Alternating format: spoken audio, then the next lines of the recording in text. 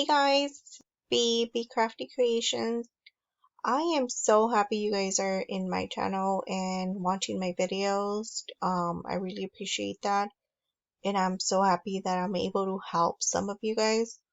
So, this is another video that I'm bringing out for you guys again for offsets. I know that there's many ways of how people work, and what works for you might not work for someone else.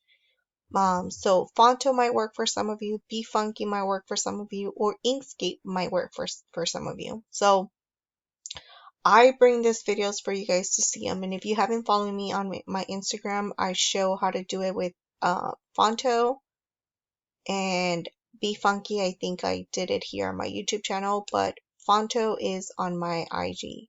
So if you haven't been following me there, go ahead and follow me or go watch my video. It doesn't matter. I don't care if you follow me. I'm just trying to help out people of how to do names. So I haven't done a video in almost a week. It's been crazy here, but Inkscape can be intimidating for some people. This has a lot of things that you probably don't even know what they're for. I don't know what they're for, but I work with them. Like, I play around with it. I figure what they are. So I highly recommend that you guys play around with this because it's pretty good. It actually works for SVG files. You could break down pictures, you could break down images, you could break down a lot of things. So I highly recommend for you to play around with this, truly. If something messes up, start it all over again and work with it until you figure out what each one of these things can do for you and could work for you. So the simple thing right now is that I need to make this canvas a little bit bigger. So what I'm going to do is I'm going to hit the plus button on your keypad. And if you didn't know, the minus is for it to go back down to make it smaller. So I need it bigger because I need to see the areas I'm going to be working with. And what I want to do is I want to work between the inside of the canvas. Okay, so I'm going to enable snapping. I always do that. I use it more for images, but right now I don't need it. So next thing I need to do, I need to know what layers I'm working with. So I need to visually see them. So what I'm going to do is go to objects and hit objects, and up here automatically it's going to come out your layers that you're working with. As we put more things in, more layers come up, and technically each step that you do, it comes up on this side. And one thing that I did wanted to point out is that, as you can see here, this is a different layout. I do have the original Inkscape, but I changed the color. I changed it to black. The gray was just, I don't know. I kind of didn't like it, but I just kind of changed the font. It's just almost like your desktop. You know how you change the picture in the background? It's almost the same thing. So I did this. Maybe in another video I could show you how to do that, but right now let's focus on the offset name. So you're going to hit text because we're going to start typing, and I'm going to put Brenda.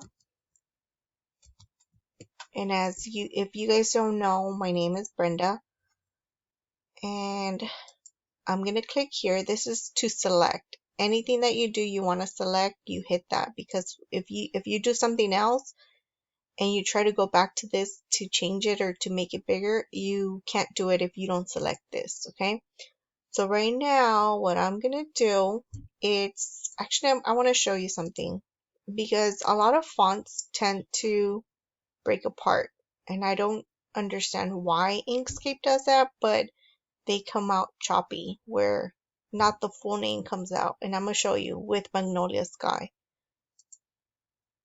Okay, like I said, I have to select this in order for me to make it small. And do you see here how not everything comes out? Not the D, not the B. I think down here it's choppy too, so not everything comes out. So what I want to do is I'm gonna fix this. what you want to do is go to path and object to path. You click on that and watch. Ta-da! There you go. So now I want this text to say path because I want it to be one whole thing. So I'm going to right click on my mouse and I'm going to ungroup it. And then I'm going to go to path and I'm going to combine. Combine, it's like Design Space. You weld. And it's one whole thing. Okay?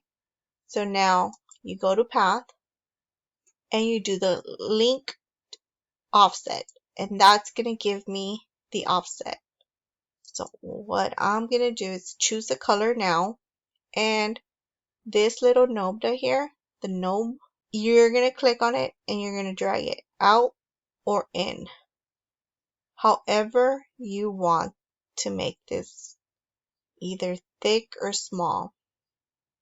I'm going to leave it like this because I want to show you how to get a whole solid background where it's not, you don't have these holes. When you upload it to Design Space, you're gonna have a choice to clear the background, but this is gonna be an SVG, so it's gonna upload automatically as is, and it's gonna be two broken parts. Okay, so now I'm gonna hit the select, and I am going to hit the black area, and I'm gonna hide it because I'm not gonna work with that. What I'm gonna work with, it's the blue area. So this one, I am going to go to path, combine,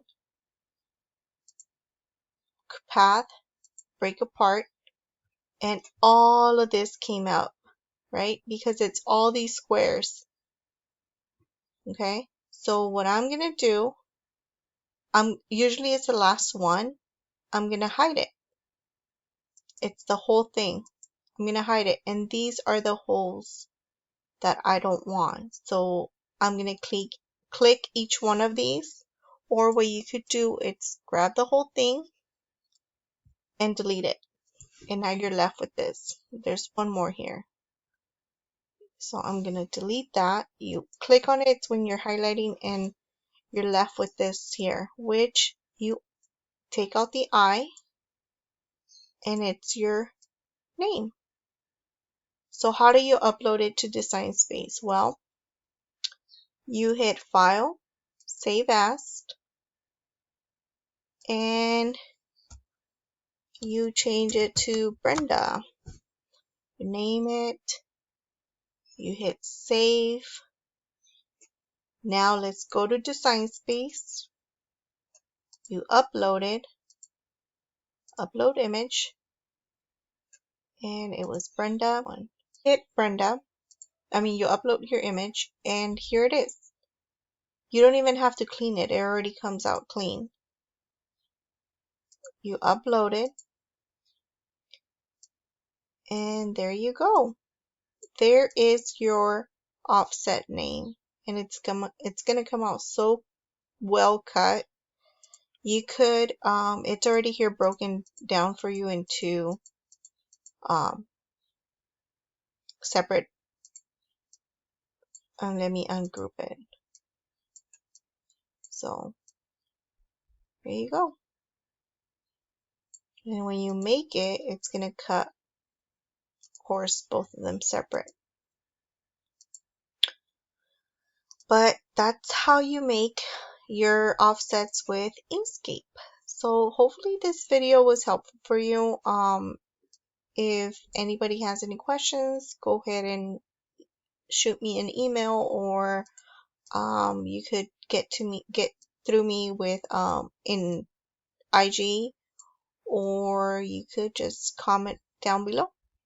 All right, so hopefully this works out for you guys, and if you have any time, practice using your Inkscape. I promise you'll love it.